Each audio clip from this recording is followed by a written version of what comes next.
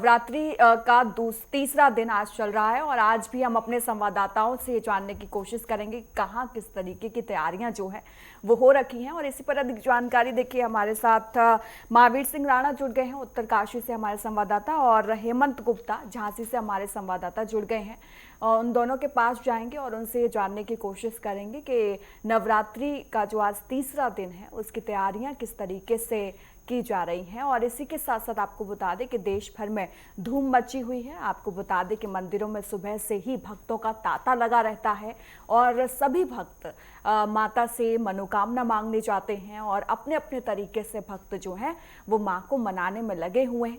और आपको इसी के साथ साथ ये भी जानकारी दे दें कि देवी के दर्शन और विशेष आरती का आयोजन जो है वो हमें देखने को मिलता है, क्योंकि देखिए माँ चंद्र घंटा का ये तीसरा दिन जो है वो माना जाता है और तीसरे दिन भी लगातार मंदिरों में भक्तों का तांता जो है वो हमें नजर आया। आपको बता दें कि लगातार सुबह से ही भक्त जो है वो मंदिरों में उमड़ रहे हैं। काफ़ी भीड़ जो है इस वक्त देश के कोने कोने में देखी जा रही है, क्योंकि पूरे देश में नवरात्रि की ये धूम है। तो हमारे दोनों संवाददाता हमारे साथ जुड़ गए हैं, महावीर सिंह राणा और हेमंत गुप्ता। उन दोनों से ये जानकारी लेंगे कि कहाँ किस तरीके से माता के इस नवरात्रि की तैयारियां जो हैं वो चल रही हैं और कितना जश्न ग्राउंड जीरो पर है। महावीर, सबसे पहले आपका रुख करते हुए क्या अपडेट आपके पास है और कैसा नज़ारा आप ग्राउंड जीरो पर देख पा रहे हैं?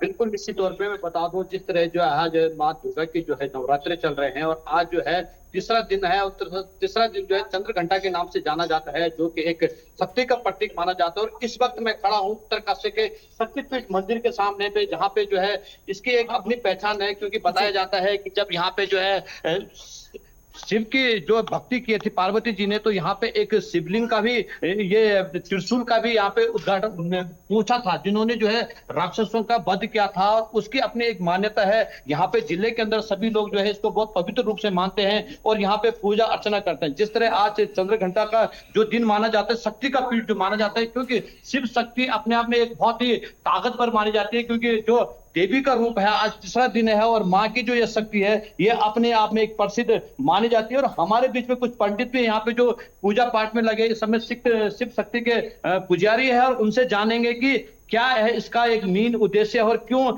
आज के दिन में तीसरा दिन जो मनाया जाता है इसका क्या मान्य है। जी सर्वप्रथम जी पंडित जी आपका थोड़ा जानना चाहेंगे, जो आज जो है तीसरा दिन है चंद्र घंटा का, तो इसमें क्या है इसका मीन ये। सभी देशवासियों को शारदीय नवरात्रि की हार्दिक शुभकामनाएं, बहुत बहुत अनेक बधाइयां देते हैं। आज का जो तृतीय नवरात्रि है, प्रथम शैलपुत्रीशा द्वितीयम ब्रह्मचार्य तृतीयम चंद्र घंटे थी, आज माँ का तीसरा नवरात्रि है। और तीसरा नवरात्रि के मुख्यतः पूरे देश विदेश में पूजा होती है। माँ आदिशक्ति के स्वरूप में, एक स्वरूप है माँ का, स्वरूप है नव दुर्गा में, एक स्वरूप है माँ का चंद्र घंटे का। ये बताना चाहे मुख्यतः एक शक्ति का स्वरूप है। जैसे आप देख सकते हैं यहाँ पे ये शक्ति रूपी त्रिशूल है, यहाँ पे ये भी एक माँ का स्वरूप है। जिस समय बहुत पहले, हजार वर्ष पहले आदि काल में देवासुर संग्राम हुआ था, देव असुरों का जिस समय युद्ध हुआ था, उस समय इस शक्ति रूपी त्रिशूल का अवतरण स्वर्गलोक से हुआ है। और शुंभ निशुंभ दानव से, महिषासुर बाणासुर जो राक्षस था, त्रिशूल से पतन हुआ है। और पतन होने के बाद ये शक्ति रूपी त्रिशूल यहाँ पे स्थिर होकर के आज अनादि काल में भगवान शेषनाग के सर तक समाया हुआ है। इसकी जो मुख्यतः गहराई है भगवान शेषनाग के सर तक है। देव निर्मित है, देवी स्थापित है, देवताओं द्वारा इस शक्ति का निर्माण हुआ है, देवताओं द्वारा इस शक्ति रूपी त्रिशूल की स्थापना की गई है। परंतु देवताओं ने इस शक्ति रूपी त्रिशूल को किस धातु, किस तत्व का बनाया है, आज तक सिद्ध नहीं हो पाया। इसमें किस धातु का प्रयोग हुआ है आज तक सिद्ध नहीं हो पाया। परंतु इसमें गोलाकार एक कलश है, तांबा का आकृति का, परंतु ये बाद में बनाया गया है। 13वीं शताब्दी का अष्ट धातु को देव निर्मित है, देवताओं द्वारा इसका निर्माण हुआ है और देवताओं द्वारा इसकी स्थापना की गई है। परंतु मुख्यतः ठीक है, महावीर से एक बार फिर से संपर्क साधने की कोशिश करेंगे। हमारे दूसरे संवाददाता हेमंत गुप्ता जो हैं वो लगातार हमारे साथ जुड़े हुए हैं। हेमंत, सबसे पहले तो आप ये बताएं कि आप कहां पर मौजूद हैं और कैसा नजारा आप ग्राउंड जीरो पर देख पा रहे हैं? जी मैं आपको बता दूं, इस समय हम झांसी की कुलदेवी कही जाने वाली पचकुइया माता मंदिर पर है। ये लगभग 400 वर्ष पुराना ये मंदिर है जो मेरे पीछे आप देख रहे हैं, और यहाँ पर लगातार अभी भी श्रद्धालु आ रहे हैं। यहाँ जैसे ही ब्रह्म मुहूर्त होता है श्रद्धालु यहाँ आते हैं और यहाँ पर विराजमान शीतला माता को और संकटा माता को जल अर्पण करते हैं। जी। बुंदेलखंड की कुलदेवी कही जाने वाली इस मंदिर का अलग ही महत्व है। यहाँ पर कहा जाता है कि ये पूरी एक वैधशाला है और यहाँ पर लगभग सभी असाध्य और असाध्य बीमारियों का इलाज यहाँ पर होता है। यहाँ जो शीतला माता है उनको अगर जल अर्पण हम लोग यहाँ पर जो भक्त है वो ब्रह्म मुहूर्त से आकर करते हैं, उसके बाद यहाँ जो चेचक जैसी बीमारी होती है उस रोग में बड़ी राहत मिलती है। यहाँ मोतीझरा माता भी हैं जिनको लोग आते हैं और पूजने से मोतीझरा जैसी बीमारियां भी ठीक होती है। अंदर तमाम देवी देवता है यहाँ पर जो विराजमान है, पूरी की पूरी वैधशाला है और ये बुंदेलखंड की कुल देवी कही जाती है। लगभग 400 वर्ष पूर्व यहाँ ओरछा रियासत के जो महाराज थे उन्होंने इस मंदिर का निर्माण कराया था, जो झांसी के दुर्ग की तलहटी पर बना हुआ है। आपको बता दें कि यहाँ पर हर नवरात्र पर मेला लगता है और ये जो मेले की परंपरा है ये भी लगभग 300 वर्ष से चली आ रही है। और यहाँ पर हम कह सकते हैं कि पूरा का पूरा झांसी नगर उमड़ पड़ता है और सुबह 3 बजे से ही लगभग यहाँ पर श्रद्धालु आ जाते हैं जो माता को जल अर्पण यहाँ पर करते हैं। आपको बता दें कि ये जो झांसी महानगर है यहाँ पर जो शक्ति पीठ है वह अपने आप में अनूठे है। यहाँ पर जो काली का मंदिर है लक्ष्मी तालाब के पास कहा जाता है, वो भी देश में अनूठा एक मंदिर है।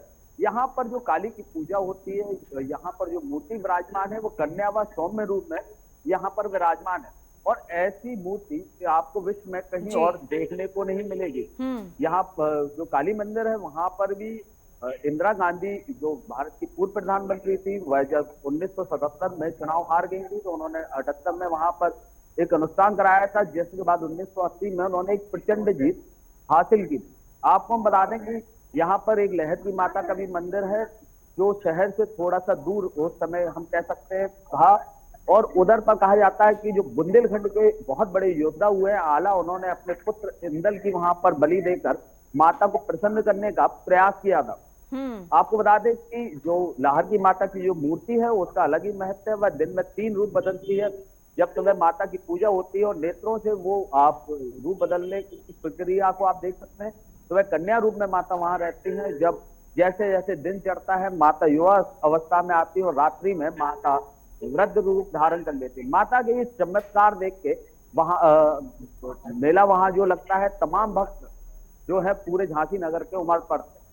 बिल्कुल हेमंत, देखिए काफी रोचक कहानी जो है वो इस मंदिर की आपने बताई, लेकिन आपके पीछे मैं श्रद्धालु भी देख पा रही हूँ और साथ ही साथ सेवा कर्मी भी लगे हुए हैं यहाँ पर जो माता की सेवा में साफ सफाई सब करते हुए नजर आ रहे हैं। तो आप उनसे भी बातचीत करिएगा और उनसे पूछिएगा कि नवरात्रि का कैसा जोश जो है वो नजर आ रहा है। पहले हम उन भक्तों से ही बात करने का प्रयास करेंगे जो यहाँ पर है। आप लगातार माता की सेवाएं करते हैं, क्या महत्व है इस मंदिर का? जो मांगो वो मिल जाता है। तो यहाँ जल चढ़ाने की जो परंपरा है उस पर क्या कहेंगे? ले जम नीचे रख, ले जम नीचे रख। ये 500 साल पुराना है। सभी लोग जल चढ़ाते हैं माता को, उनको ठंडे सांस करने के लिए जल दिया। और लगभग कितने बजे से भीड़ यहाँ चालू हो जाती है? अभी देखो नवरात्रि में तो भैया 3 बजे से चालू हो जाती है। और ये कब तक चलेगा? ये अभी ये जब तक पता नहीं होगा। ऐसा भी कह सकते हैं कि झांसी महानगर में अगर नवरात्र है तो प्रत्येक महिला जो यहाँ पर है उसका ये कर्तव्य है कि वह यहाँ जल अर्पण करे। महिलाएं ऐसी बात नहीं भैया कि नहीं आती, महिलाएं तो आती है। अच्छा, संकट है वो आएगा। संकटा माता को यहाँ पूजने से लोगों के संकट भी दूर होते हैं। क्यों नहीं होते भैया? हम भी नौकरी करते थे तो वहाँ छोटी थी, आज माई के पास ही हमारी छुट्टी होती है। बुंदेलखंड की कुलदेवी है। हाँ, कुलदेवी। आप देख सकते हैं कि यहाँ पर तमाम चलिए ठीक है हेमंत, आपने बातचीत की और हम चाहें अब वापस आपके पास लौटूंगे और फिर श्रद्धालु क्या कुछ कह रहे हैं, भक्त क्या कह रहे हैं माँ के, वो भी जानेंगे। लेकिन हमारे साथ उत्तर प्रदेश के स्टेट हेड राघवेंद्र प्रताप सिंह भी जुड़ गए हैं। राघवेंद्र, अगर मैं उत्तर प्रदेश की बात करूं, ग्राउंड जीरो पर क्या तस्वीरें आपको अलग अलग जगहों से नजर आ रही हैं?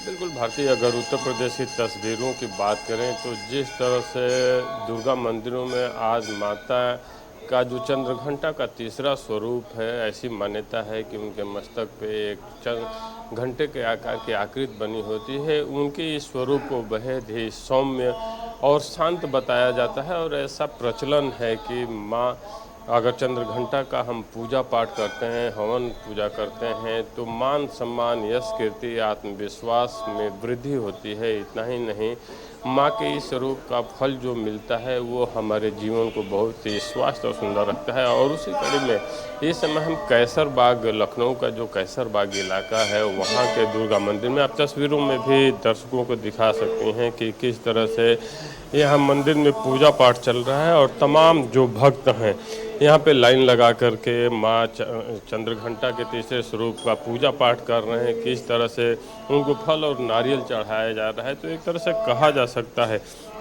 कि जिस तरह से सीएम योगी आदित्यनाथ ने भी त्योहारों को लेकर सुरक्षा व्यवस्था को चाक चौबंद करने के लिए पुलिस अधिकारियों को निर्देशित किए थे, तो मंदिरों में पूरा भीड़ के बावजूद भी शांति का माहौल देखने को मिल रहा है। और जितने भी भक्त हैं लाइन लगाकर अपना दर्शन कर रहे हैं और कहीं से भी कोई अप्रिय घटना देखने सुनने को नहीं मिल रही है। इसके अलावा हम अगर अन्य जगहों की बात करें तो प्रदेश के जो भी अन्य जनपद हैं, चाहे हम गोरखपुर की बात करें, वाराणसी का करें, विंध्याचल की खास करके जहां पे बहुत ज़्यादा भीड़ होती है माता के दर्शन के लिए।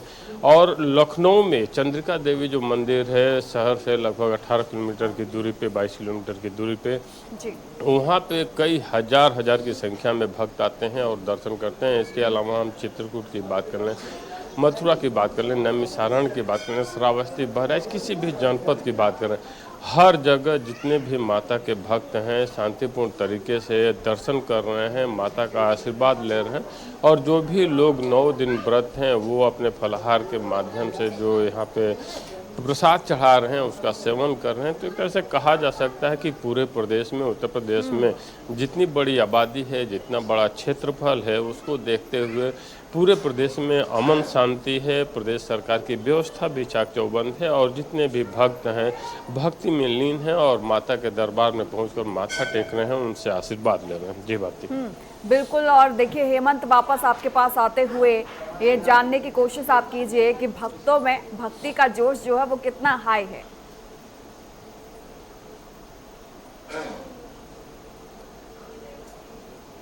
चंद्रघंटा का ये महत्वपूर्ण दिन होता है और मैं जैसा कि मैंने आपको बताया कि ब्रह्म मुहूर्त से ही यहाँ लगातार भक्त यहाँ पर चले आ रहे हैं। हम कुछ भक्तों से बात करेंगे, पहले हम माता जी से बात करेंगे।